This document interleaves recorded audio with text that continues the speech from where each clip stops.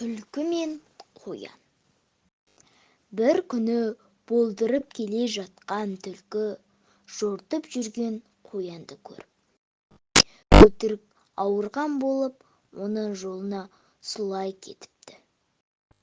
Қоянды шақырыпты. Қоянжан-ау, Қоянжан, неге сонша жортасың? Менен неге қорқасың? Бала жастан бірге өскен тоғайдан дәмін бір жескен көрші емес пе едік? Мен ауырып жатырмын. Жақынырақ келсейші, қоштасайық депті.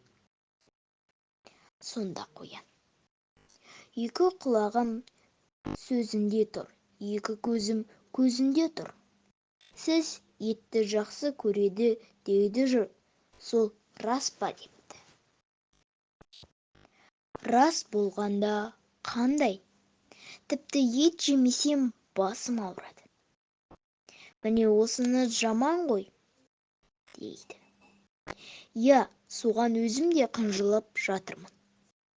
Кеше бір тауық жеп едім.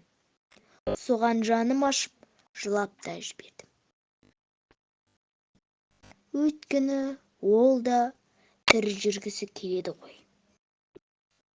О, шіркін тіршілік, депті. Қоян, сіз оны өлтірмей тұрып ойлап көрдіңіз бе, депті. Сонда түлкі: мен дәл сол жерін ойлауды ұмытыппын. Жаныма батып, ауырып жатқанымда соның өкініші, дейді. Ұмытшақ деген жаман ғой. Мен де содан қорқам.